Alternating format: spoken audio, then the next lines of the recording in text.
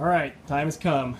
I've been teasing you guys long enough. So today I'm actually going to test out my DIY honey press. Now my buckets, I don't think I have enough volume in my straight liquid honey buckets that if I start running into one I think it'd run over. So what I'm going to do is I'm actually going to transfer all the combs out into the strainer and then put this same bucket back underneath the spigot. Now I know the bucket looks dirty. It is. It's got chunks of comb and wax and stuff on the inside of it, but it'll be okay. We'll run all through a sieve, and I'm using this honey for bee feed anyway, so it doesn't matter if it's a little dirty. Anyway, let me get things kind of, well, I can show you anyway. I've got my gate valve closed for right now. So y'all remember I've got my little PVC offset I put at the bottom, so this thing stands up off the bottom. And just grab a couple chunks of this comb honey and I don't know, throw it in there. Well, this is the first go. This is the chunk of leaf in there. This is the inaugural run with this thing, so we'll just have to see how it works. I don't know why there are leaves. I thought we picked this stuff pretty clean when we picked it out, but it was this is still out of that shed wall. We did that big removal on that shed wall, and there was leaf litter all over the ground. We got some dead bees in there, so we'll just kind of pick through it and try to pick the biggest stuff out and clean it before we press it, and then I'll show you before we actually press it.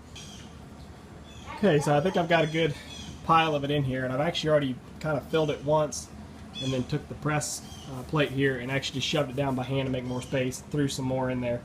I remember what happened now with this honey because it's got all sorts of dead bees in it. These buckets, when we were doing the cutout, we didn't go to a lot of effort to make sure there weren't bees in here. Because again, I wasn't planning on keeping it for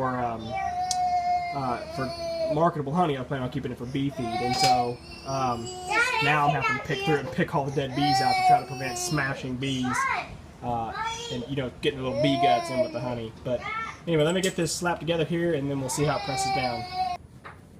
Okay, so we've got the plate in there, and you can see I was actually able to smash it down again by hand just enough that I could put my little extension rod. So now we are down on top of it, and now we're just going to start cranking the handle here, and see it's real slow. Of course, first we got to get the pressures down. There we go. Now we're actually starting to put some weight on it, and we'll have to see. So the way it's supposed to work anyway, it's going to squish the honey down through all these holes. Should run out the gate valve. So maybe just let me crank on a little bit more here, and then I'll crank it on when something happens. Okay, if you look right down there through the side between the bucket and the strainer, you can actually see a little bit of honey starting to squish out through the holes. My daughter is trying to help me, as she thinks. So we got a little bit starting to squish out down there, down the bottom. We'll just keep pumping over here, and hopefully we'll start to see something running out the valve pretty soon. Okay, now look. Now we got some honey starting to want to bubble up around the plate, which means it should be squishing out. Okay, yeah, I can actually see it down in the bottom of the bucket too.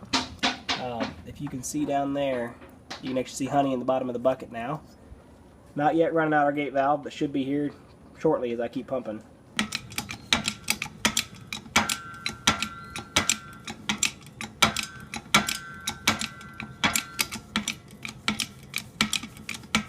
Well, nobody said it would be glamorous. And in my defense, I never told you guys this was going to work. It was just an idea I came up with laying in bed one night. I had all these buckets of comb honey. Figured I'd give it a shot. So we have pressed it down quite a bit. We've compressed the whole block of wax, or the whole pile of wax in there, every bit of 6 inches at least. And I can still see honey down in the bottom of the bucket. Get your red head out of the way. I can still see honey down the bottom of the bucket. It's going to take it a while. That gate valve doesn't sit on the bottom of the bucket. But I'm probably going to have to actually stop and raise it all back up and add more comb honey because I'm about maxed out. If my bar here gets down on top of the basket, then I've got to stop. So probably go ahead and cut that off and do it here and reload. But a reload should hopefully get the rest of my comb in there, and then I'll be on the last crank, hopefully. Hey! The moment I was waiting for. Adding in that extra round of comb really put the squeeze on everything. No pun intended, but it really did. And no sooner than it touched the wax, it really started coming out. Is it for me to eat now? It's working. At least it's working something. Probably not all that efficient, but it's working. Just a little bit more. Cranking as much as I can. And she's a-flowing.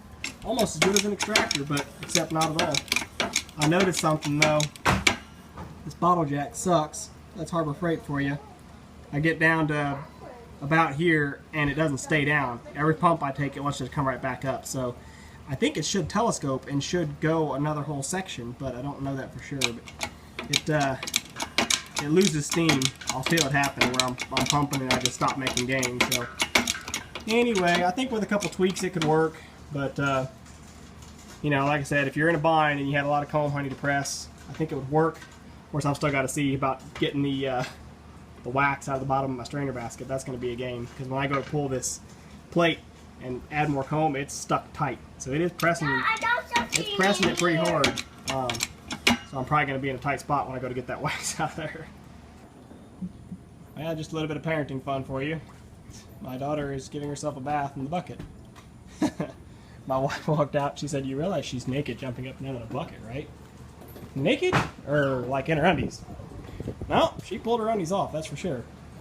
Anyway, we had a failure.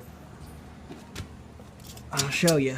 I felt it. I was cranking down. I felt it give.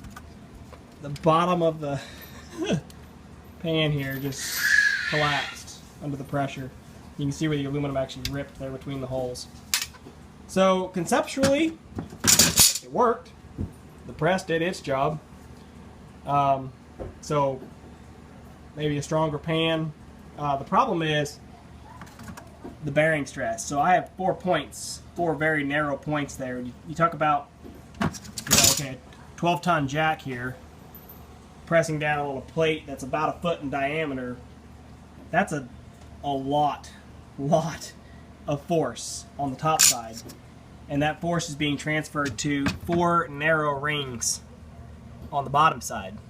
So it amounts to a huge force imbalance, stress imbalance, which is what caused the feet on the bottom to actually want to punch up through the bottom of the aluminum pan, so to speak. So, you know, all was not lost. The wax that I pulled out, I had to chisel the wax out of here too, by the way. I had to chisel it out with my hive tool because it was so packed in there, which is good because it means it pressed it tight. So for the wax that I chiseled out, it's pretty dry chunks actually. And I've got a good little bit of honey in the bottom of my bucket here, and a good little bit of honey in the bucket there. So it wasn't a total waste, but yeah, I think a few design changes are in store for sure. So anyway, I'm gonna set this wax chunks out now, let the bees rob what they can, and then we'll melt it down, and I'll run all this honey all through the sieve there and strain it so that it's clean-ish. And put it out for bee feed.